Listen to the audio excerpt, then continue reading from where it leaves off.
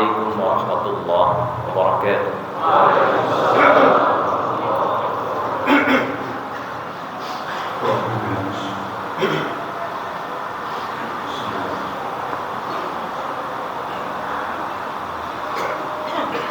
الله أكبر الله أكبر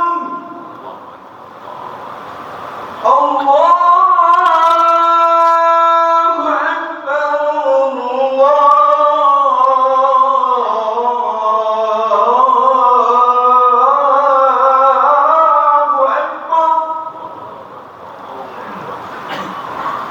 أشهد أن لا إله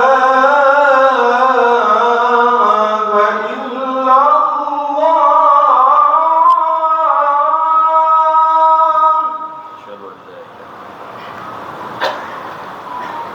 أشهد أن لا إله إلا الله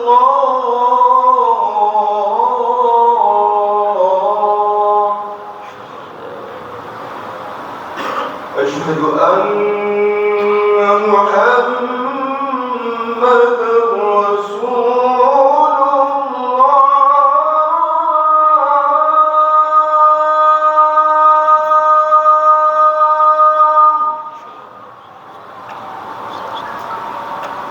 أشهد أن محمد رسول الله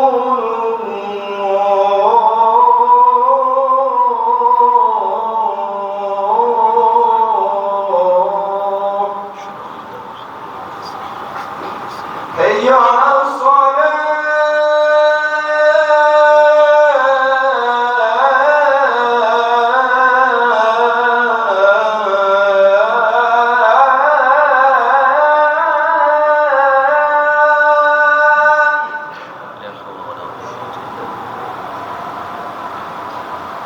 حي على الصلاة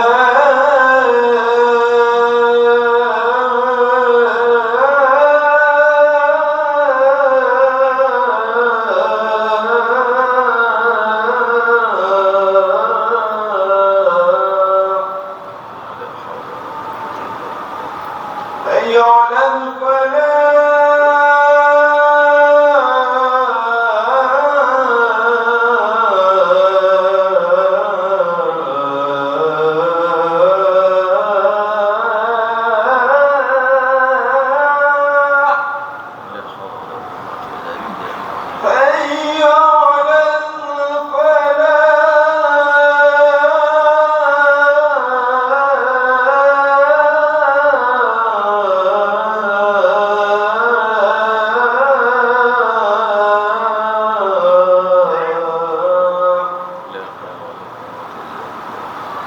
الله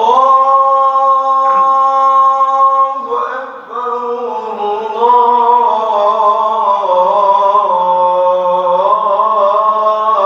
الله أكبر لا إله إلا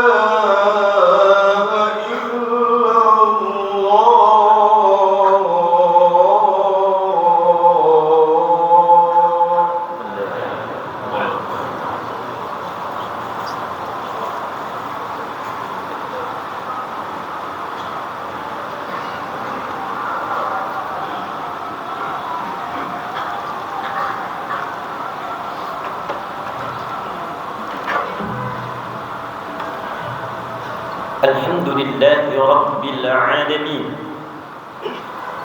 الحمد لله الذي أمرنا بفريضة الجمعات لنكون من الذاكرين، والصلاة والسلام على رسول الله الذي دلنا على الخير لنكون من المتقين، فصلوات الله عليه وسلامه التام وعلى آله وصحبه وذريته وأمته أجمعين إلى يوم الدين. أما بعد، فأشهد أن لا إله إلا الله وحده لا شريك له، ونشهد أن محمدا عبده ورسوله الذي لا نبي بعده. فقال تعالى: يا أيها الذين آمنوا اتقوا الله حق تقاته ولا تموتن إلا وأنتم مسلمون. Hadirin jamaah Jumat rahimani wa rahimakumullah. Kita awali pertemuan Jumat ini dengan bersyukur pada Allah Subhanahu wa taala di tanggal 17 Al-Muharram 1445 Hijrah bertepatan dengan 4 Agustus 2023 Masehi. Dari sekian hamba Allah yang tengah beraktivitas, kita yang masih diperkenankan oleh Allah untuk beriman kepada Allah Subhanahu wa taala. Kita juga bersyukur dari sekian hamba Allah yang mengaku beriman kepada Allah, kita yang masih diberikan hidayah dan terpilih untuk membuktikan keimanan itu dengan menunaikan ibadah Jumat di Masjid Taqwa ini. Tidaklah Allah memanggil ibadah Jumat dengan kalimat Islam, tidak juga dengan sekadar pengakuan beriman, tapi panggilannya ditujukan kepada orang yang betul-betul ingin mengimplementasikan keimanannya kepada Allah. Bahkan diturunkan dengan nama surahnya, surah ke-62 Al-Jumu'ah di ayat yang ke-9. Ya ayyuhalladzina amanu idza nudiya lis-salati min yaumil jumu'ati fas'au ila dzikrillah. Ya ayyuhalladzina amanu, hai semua orang yang telah menyatakan beriman. Ya harfun nida linida'il qarib wal mutawassit wal ba'id. Ya huruf untuk memanggil, disebutkan 361 kali dalam Al-Quran, memanggil yang dekat, menengah dan jauh. Ayyuha, ayyunya munada berfungsi menguatkan, haknya tanbih berfungsi mengingatkan.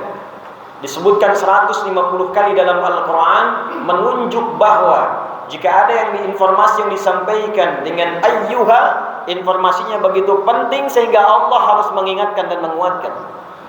Alladzina disebutkan 1080 kali dalam Al-Quran, mencakup semua tanpa kecuali, besar, kecil, tua, muda, berjabatan, tak berjabatan, apapun profesinya.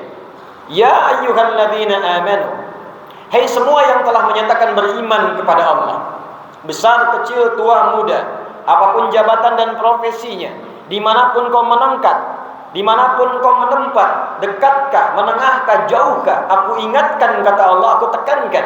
Idza nudiya lis-salati min yaumil jumu'ati fas'au ila dzikrillah.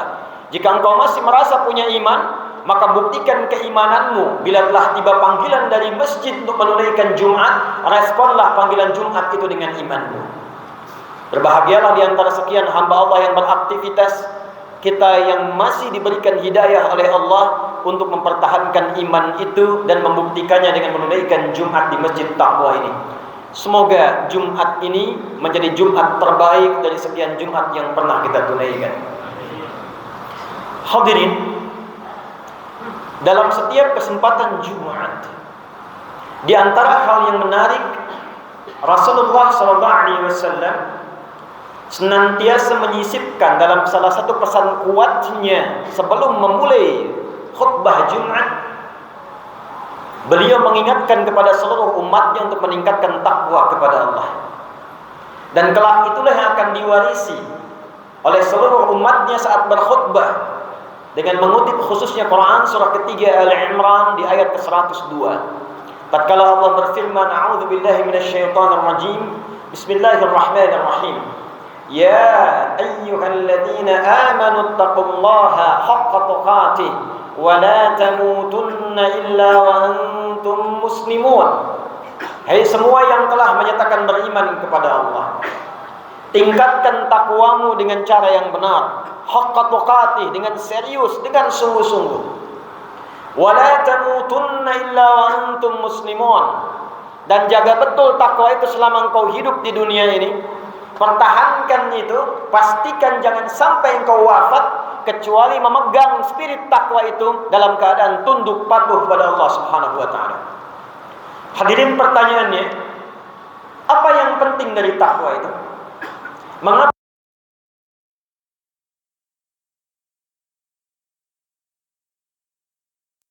dipesankan oleh Rasulullah, bahkan diingatkan minimal setiap pekan, bahkan hampir dalam setiap tausiah dan mau'izah hasanah beliau dalam peningkatan takwa. Apa pentingnya takwa itu? Apa rahasianya takwa itu? Apa dampak takwa dalam kehidupan dunia dan konsekuensinya dalam kehidupan akhirat? Itulah yang akan kita turunkan dalam pembahasan singkat ini tentang hakikat takwa dalam Al-Quran dan Sunnah Rasulullah SAW. Hadirin, kata takwa dan derivasinya disebutkan setidaknya dalam Al-Quran sebanyak 240 kali. Dari penyebutan 240 kali ini, Allah membagi keterangan takwa setidaknya pada dua bagian utama. Ada yang terkait dengan hikmah, tujuan mengapa kita mesti meningkatkan takwa. Lalu setelah membangun kesadaran pada diri kita betapa pentingnya takwa, betapa mahalnya takwa, istimewanya takwa dalam kehidupan kita, barulah diterangkan oleh Allah bagian yang kedua tentang jalan bagaimana membentuk dan mengoptimalkan takwa.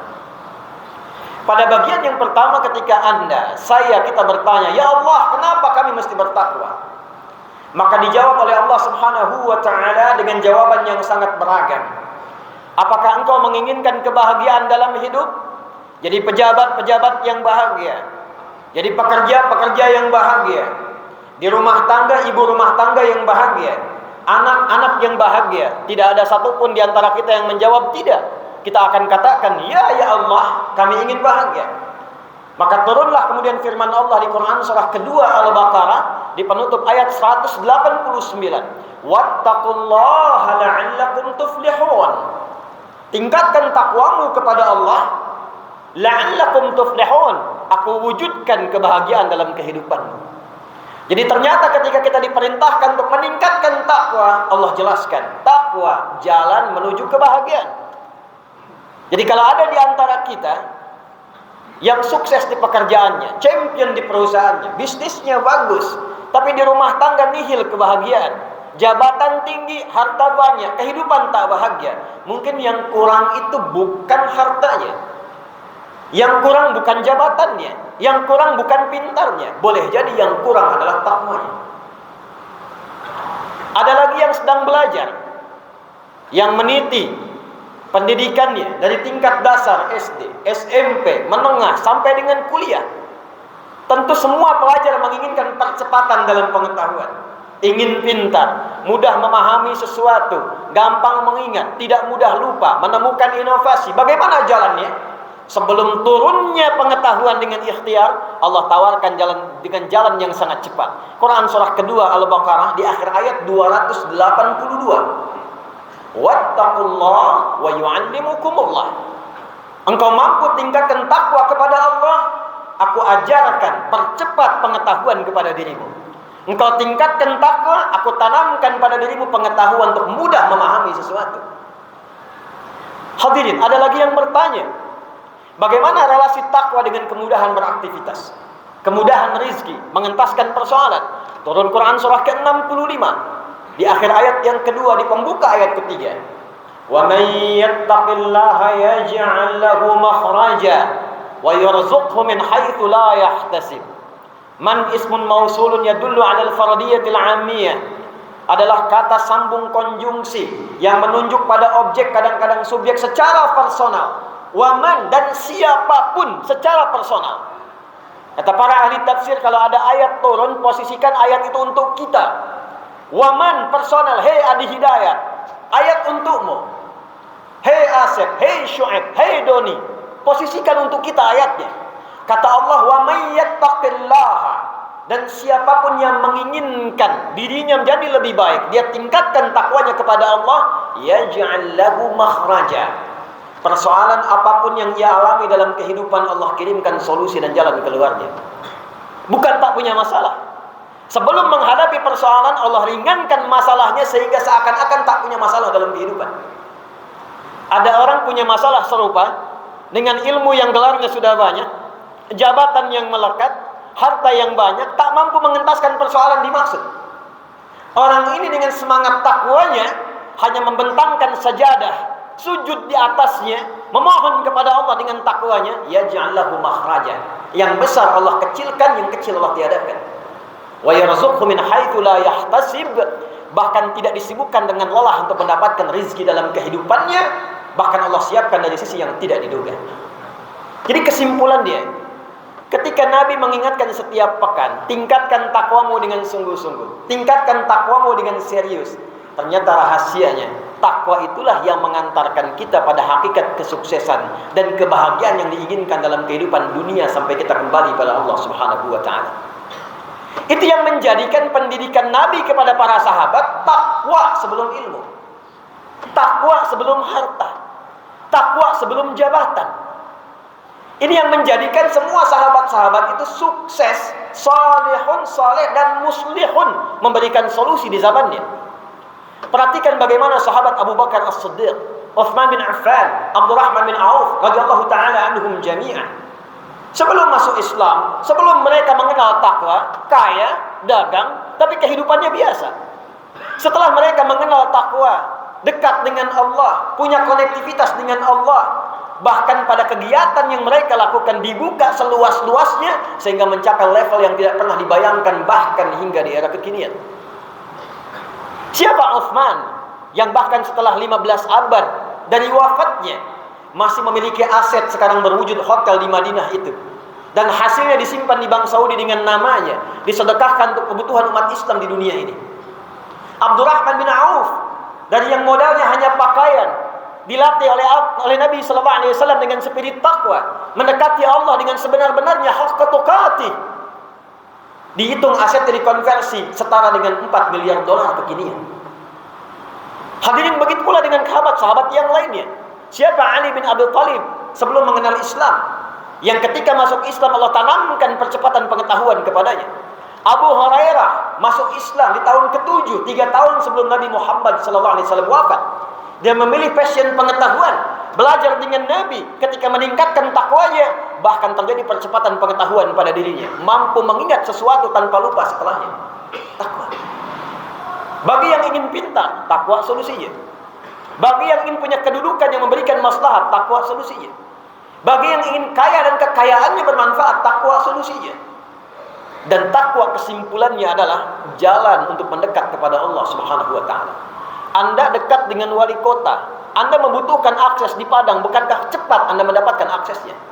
Anda dekat dengan Allah, apa yang sulit bagi Allah untuk diberikan kepada Anda? Bukankah kita mengenal Allah Ar-Razzaq yang punya harta? Bukankah kita mengenal Allah Al-Alim yang punya ilmu? Bukankah kita mengatakan Allah Al-Fattah yang punya solusi? Lantas kenapa ketika Anda punya persoalan, Anda tidak mendekat kepada Allah? Lantas kenapa ketika Anda menginginkan rezeki, Anda mesti korupsi? Anda mesti mencuri? Kenapa Anda tidak dekati Allah yang maha segalanya? Kenapa ketika Anda sedang punya masalah, larinya justru ke tempat-tempat yang melahirkan masalah baru? Kenapa Anda tidak curhatkan kepada Allah? Seperti Nabi Ya'qub mencontohkannya. Quran surah ke-12 ayat 86 itu. Innama ashku bathi wa huzni ila Allah. Aku kalau curhat, yang pertama aku lakukan membentuk takwa kepada Allah. Tidak ada satupun nabi dan rasul yang menjalani kehidupan, membawa misi, kecuali hal pertama yang mereka lakukan mencontohkan takwa dan mempraktikkan serta mengajarkan kepada umatnya.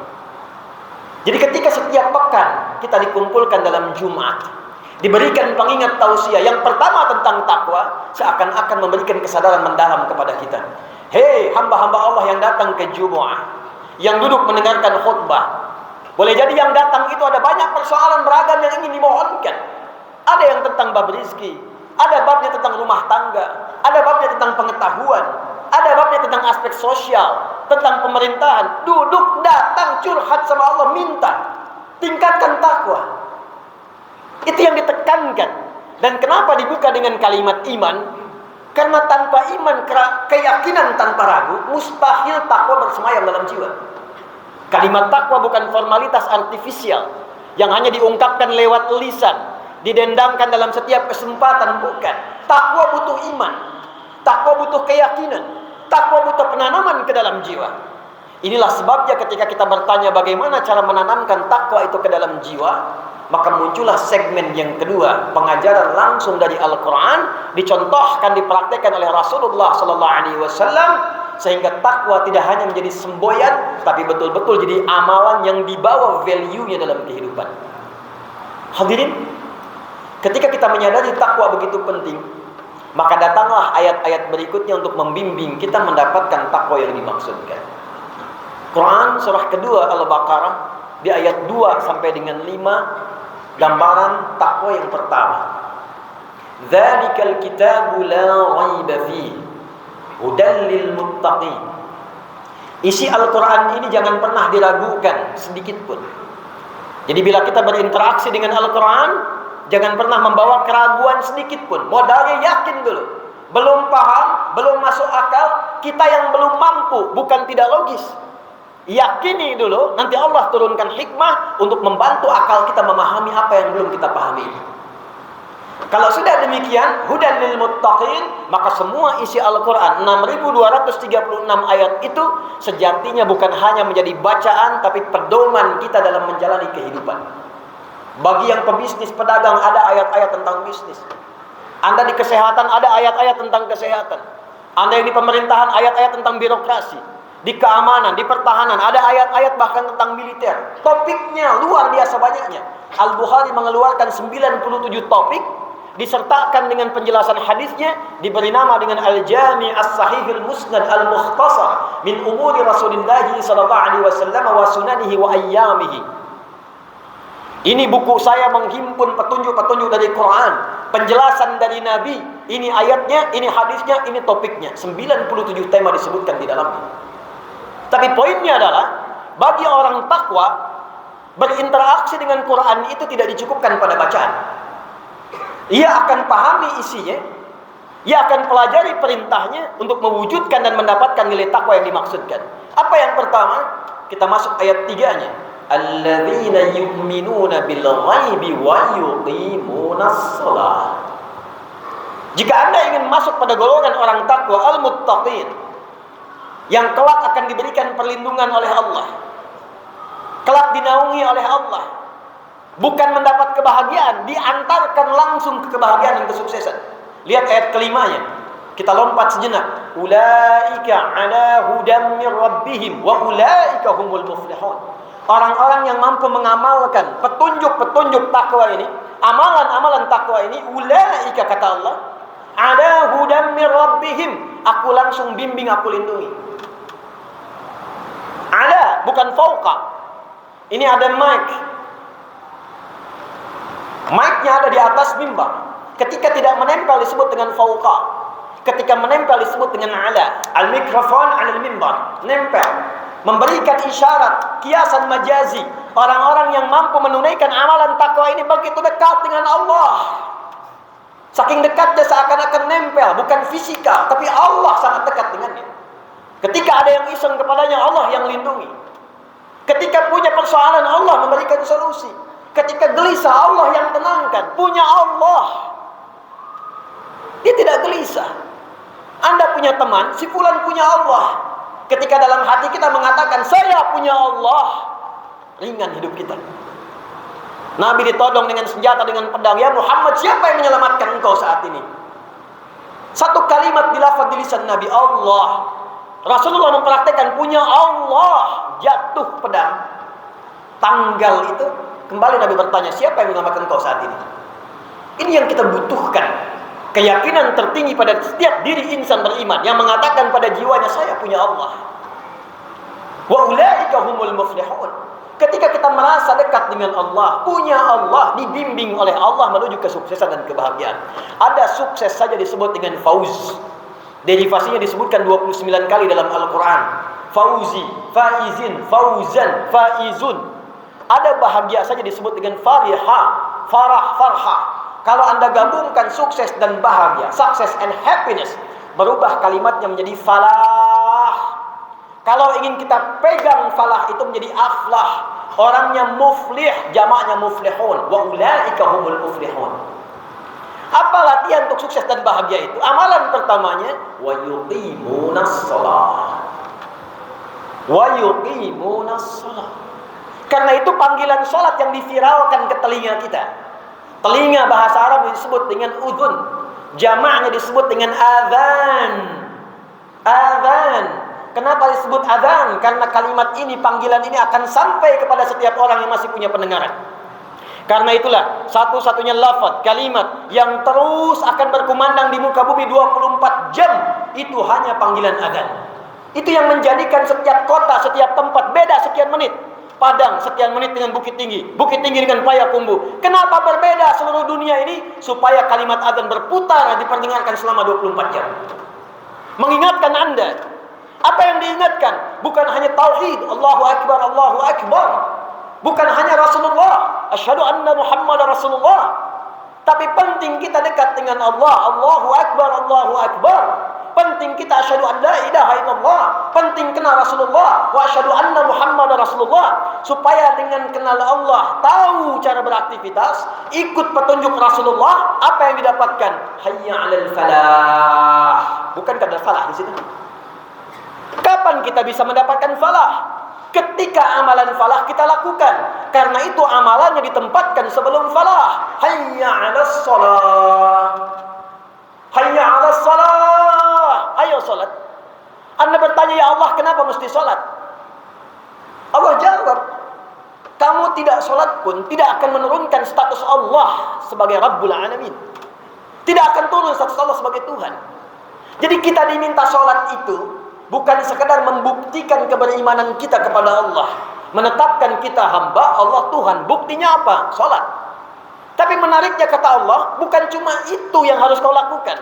Aku ingin saat engkau sholat, value dari sholat, hikmah sholat, makna sholat, itu engkau bawa dalam kehidupan, sehingga dengan itu engkau mendapatkan falah. Itulah rahasianya. Karena itu kalau kita ngaji bab sholat dalam Quran, keluarkan ayatnya. Sholat diperintahkan 5 waktu yang wajib dalam sehari, dan ternyata manfaat sholat kita temukan 5 yang pokok dalam kehidupan. Orang yang salatnya benar, cepat dimudahkan doanya dijawab oleh Allah Subhanahu wa taala. Quran surah ketiga Ali Imran ayat 38 sampai dengan 39. Nabi Zakaria sudah dalam keadaan sepuh, rambut memutih, fisiknya letih, istrinya divonis secara medis, mohon maaf, menopause dan mandul, tak mungkin punya keturunan.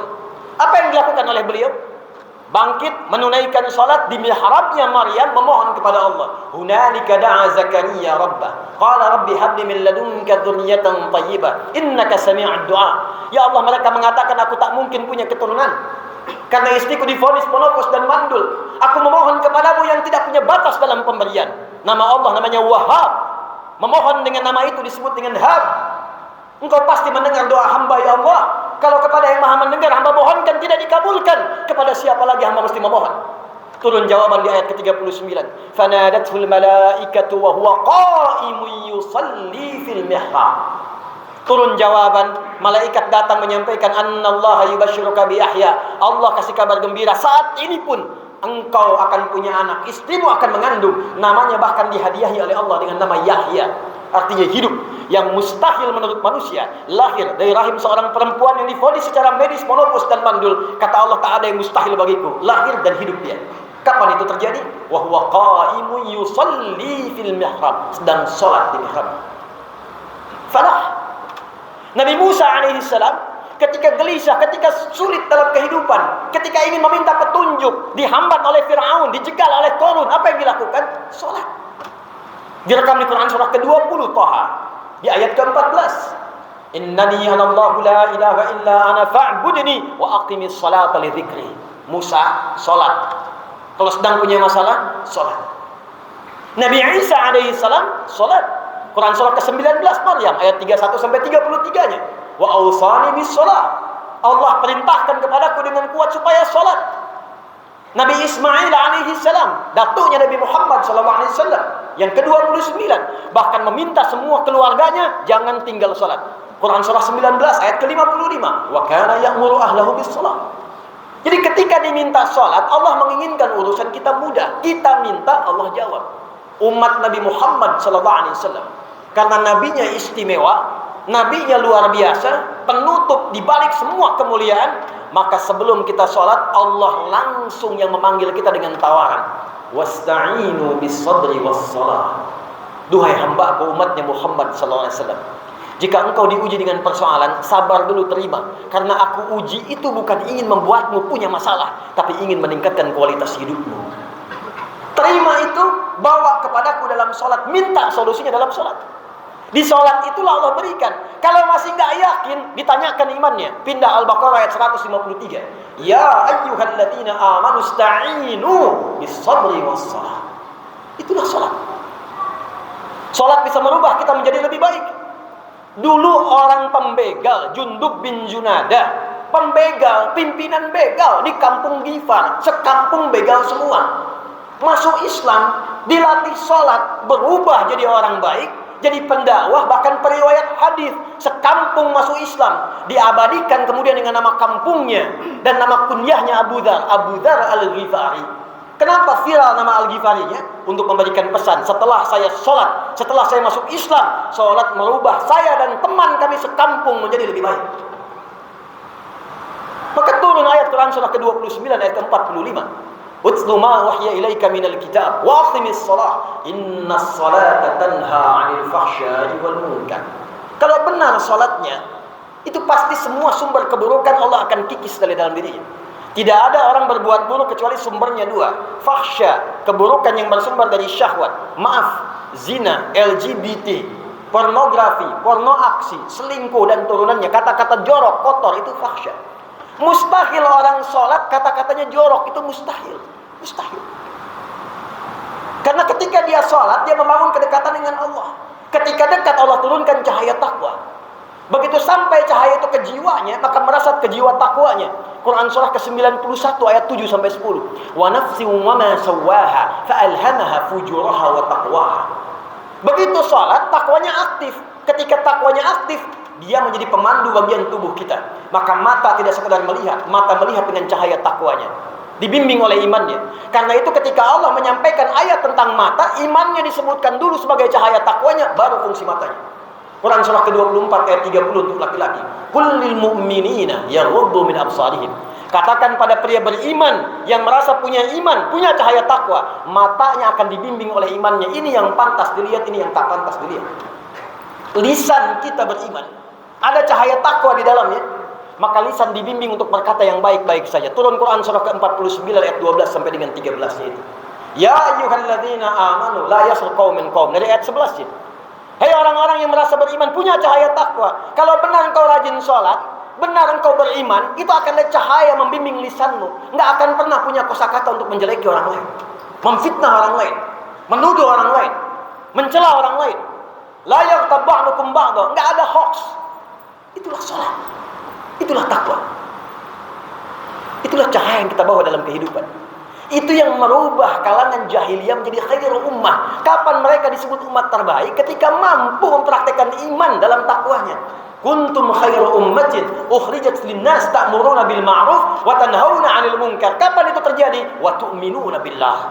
Quran surah ketiga ayat 110 itu. Karena itu hadirin, ketika diminta menunaikan sholat, bukan sekedar kita hanya untuk sekedar datang, menggugurkan kewajiban, rukun dan syaratnya.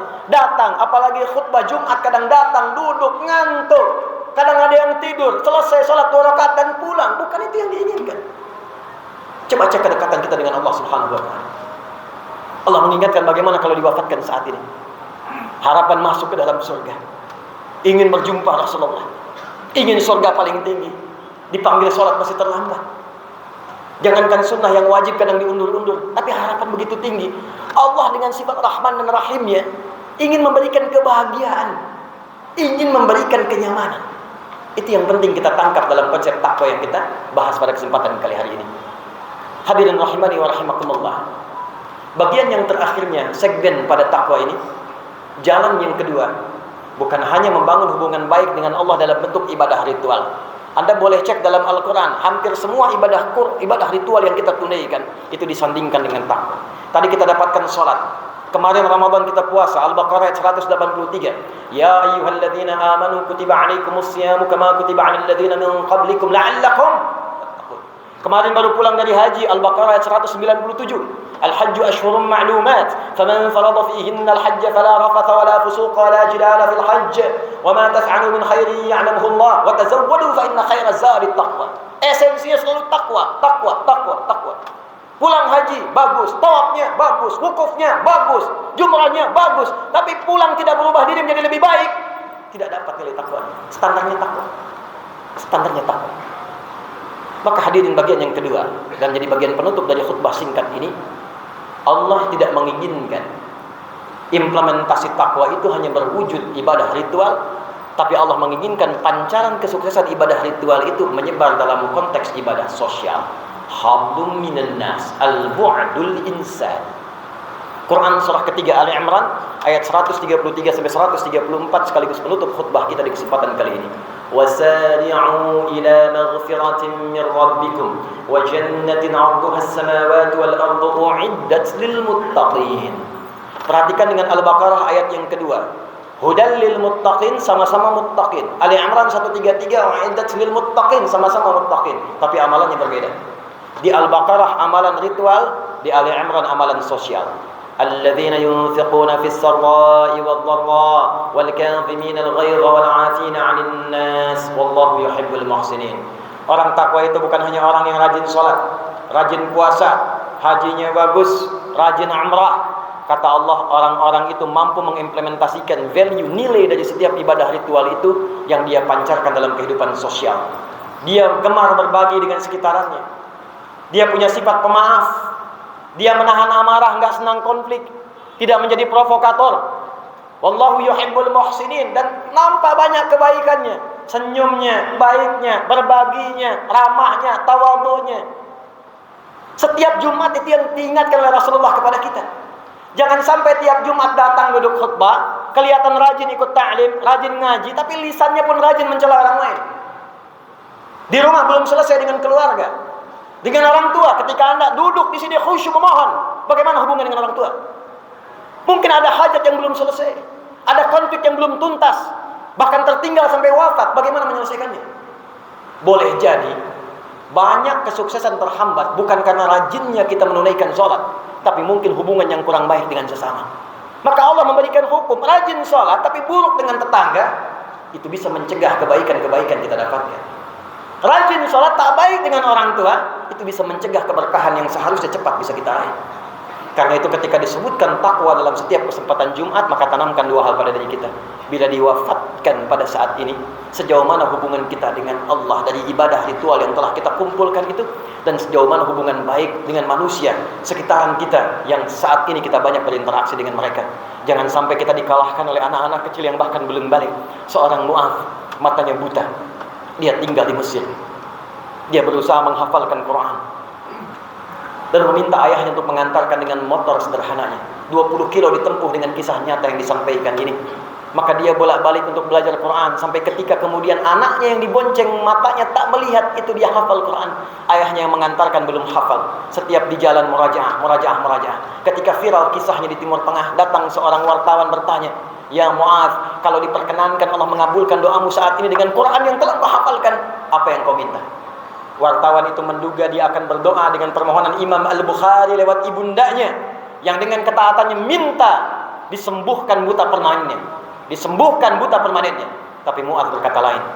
Dia katakan, "Wallahi, jika saya diperkenankan bermohon di hadapan Allah dan dikabulkan, saya akan memohon kepadanya dalam keadaan saya berdiri dihisab sendirian di hadapan Allah. Tidak ada ayah saya yang menemani lagi, membonceng saya untuk menghafal Quran. Ibunda saya tidak menemani lagi. Saya ingin mengatakan, ya Allah, jikapun amalan saya belum cukup, saya bawa pulang untuk menghadapmu saat ini. Mohon ringankan siksaku di neraka dengan Quran yang telah aku hafalkan ini." Anak kecil, mata tidak melihat, orang menyebutnya dengan buta, dia belum balik, dia berusaha menghafalkan Quran untuk membawa hujah di hadapan Allah saat hari kiamat. Anda diberikan 40 tahun, 50 tahun, 60 tahun, waktu enak, keadaan banyak, fasilitas lengkap, untuk sekedar baca Quran saja Anda belum punya waktu, dan Anda mengharapkan surga Firdaus. Anda mengaku umat Rasulullah. Rasulullah itu orang yang sangat lembut, orang yang sangat luar biasa baiknya, ramahnya, tawadhu'nya. tegas dalam kemungkaran, tapi sikapnya masih baik. Bagaimana sikap melebihi Rasulnya yang kasar kata-katanya? Mengaku umat Rasulullah lisannya kasar, kelembutannya hilang. Di mana sikap itu ketika dibawa menghadap kepada Rasulullah di khautlah? Ittaqillah haitsu ma kunta wa atbisil hasanata sayyi'atal hasanata tamhuha. Nasihat Rasulullah kepada Mu'adz bin Jabal dan Junub bin Junadah diabadikan oleh Imam An-Nawawi dalam hadis nomor 18 dalam Al-Arba'in. Nabi menyampaikan, jaga takwa dimanapun anda berada, jaga hubungan dengan Allah, jaga hubungan dengan sesama, pulanglah ke rumah masing-masing menjadi ayah yang baik, jadi suami yang baik, damaikan kehidupan keluarga sebelum kita hidup bernegara, damai dengan tetangga, baik dengan sesama, dan baiklah dengan Allah, sehingga hidup kita tenang dan wafat dalam keadaan husnul khatimah dengan panggilan yang indah. Barakallahu li wa lakum fil Qur'anil azim wa nafa'ani wa iyyakum bima fihi minal ayati wa dzikril hakim wa taqabbala minni wa minkum tilawatahu innahu huwas samiul alim. Ud'ullaha yastajib lakum jami'an.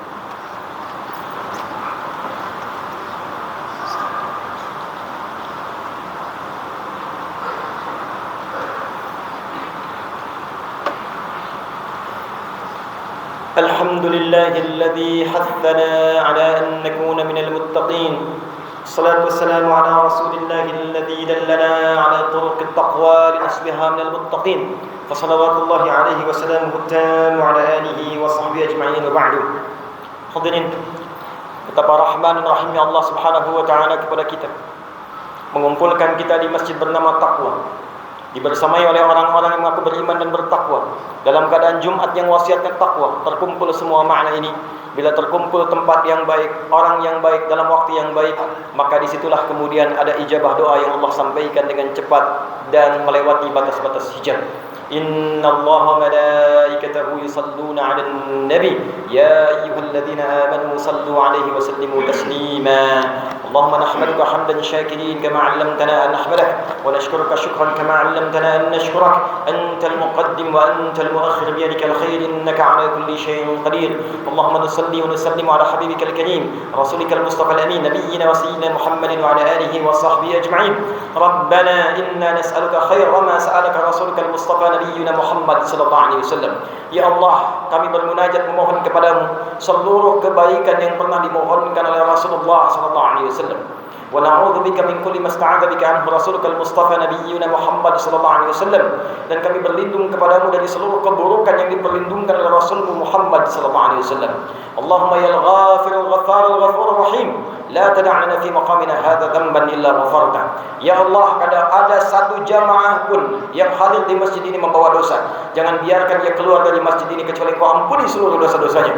Wala hamman illa farajtah. Jika ada di antara kami yang datang membawa kegelisahan, jangan biarkan dia pulang dari Jumat ini kecuali Kau telah tenangkan keadaan hatinya. Allahumma wala asiran illa yassartah. Ya Allah, kami menyadari satu di antara kami mungkin ada yang datang Jumat membawa kesulitan dalam hidupnya. Jangan biarkan dia pulang dari Jumat ini kecuali Engkau telah mudahkan seluruh urusan kehidupannya. Allahumma wala hajatan min hawaijid dunya wal akhirati fiha laka ridwan wa fiha lana salah illa qadaitaha ya arhamar rahimin. Allahumma ya Allah alif baina qulubina wahdi ya Allah kullal ansar liyatubu ilaika taubatan nasuha.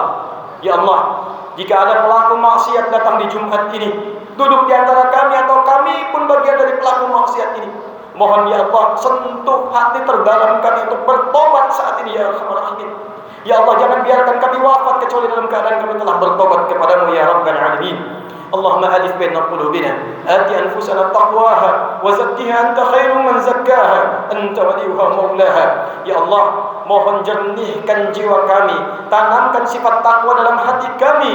Engkau yang menguasai jiwa kami, jauhkan kami dari kotoran-kotoran yang dapat merusak keadaan hati kami.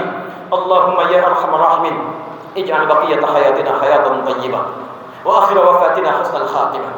Ya Allah, jadikan sisa hidup kami setelah Jumat ini sisa hidup yang lebih baik daripada hari-hari sebelumnya. Tubna ilaika taubatan nasuha. Kami bertaubat di Jumat ini kepadamu ya Allah dengan taubat nasuha. Allahumma ighfir lil aba' al-hadirin fi hadhihi al-jum'ah. Idza kana hunalika min al-awlad ya Allah asawka bi sababi auladihim bi sababi walidihim. Ya Allah, jika ada para ayah yang hadir di Jumat ini dan mendapati anak-anak bermaksiat kepadamu karena ulah atau sebab ayahandanya, maka ampuni para ayah yang hadir di Jumat ini ya Allah. Ampuni kedua orang tuanya ya Allah. Ampuni dosa anak-anak mereka ya Allah. Ampuni dosa keluarga kami ya Allah. Allahumma barik hadhihi al-madinati Padang ya arhamar rahimin. Ya Allah berkahi kota Padang ini ya arhamar rahimin. Wahfad umaraha ya arhamar rahimin. Dan mohon jaga, bimbing, berikan hidayah kepada para pemangku kebijakan dan kepemimpinannya ya Allah. Wali kotanya, Forkompindanya, ya Allah bimbing mereka, berikan hidayah kepada mereka agar berlaku adil dan jujur. Tanamkan keyakinan pada diri mereka bahwa mereka akan dihisab di hari kiamat. Ringankan hisab mereka di hari kiamat ya arhamar rahimin. Allahumma hafad ya Allah syu'ab Padang ya arhamar rahimin. Waj'alhum muttahidin fi ta'atik. Ya Allah mohon jaga masyarakat Padang ya arhamar rahimin. Jaga mereka dalam kerukunan, kekompakan, kebaikan dalam rahmat-Mu ya Rabbal Alamin. Jannibna minat tafruqah, dan jauhkan kami dari perpecahan. Allahumma hafad biladana Indonesia waj'alna baldatan thayyibatan wa anta tardaha. Ya Allah mohon jaga negeri kami yang kami cintai Indonesia ini ya Allah. Jauhkan dari perpecahan, satukan kami dalam kebaikan. Bimbing ya Allah para pemimpin kami agar bersikap adil dalam kebijakan yang meringankan hisab mereka di hari kiamat. Wahfad ulama'ana waj'alhum ya Allah mukhlasin lakad-din.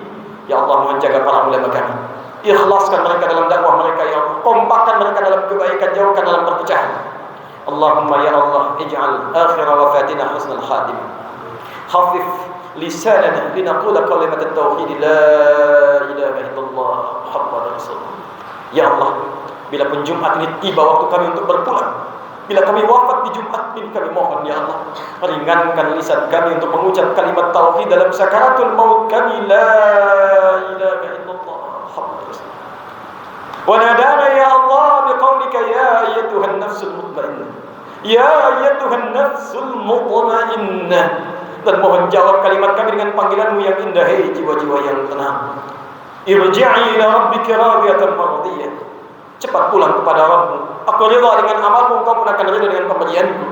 Fadkhuli fi ibadi wa dkhuli jannati. Masuk dalam golongan hamba-Ku, aku siapkan surga untukmu. Allahumma qfina bihalalika an haramik wa aghnina bi ta'atika an ma'siyatik wa bi fadlika amman siwak. Ya Allah, mohon cukupkan kepada kami yang halal dari-Mu saja, jauhkan kami dari yang haram. Mohon dekatkan kami dengan segala keutamaan dari-Mu ya Allah, dan jauhkan dari yang selain-Mu. Dan berikan kami kekuatan untuk istiqamah sampai kami kembali kepadamu. Rabbana atina fid dunya hasanah wa fil akhirati hasanah wa qina adzaban nar. Wa sallallahu ala sayyidina Muhammad wa ala alihi wa sahbihi ajma'in. Wa akhiru da'wana subhanakallahumma wa bihamdika asyhadu an la ilaha illa anta nastaghfiruka wa natubu ilaik. Wa akhiru da'wana alhamdulillahi rabbil alamin. Wa qumu ila salatikum yarhamukumullah.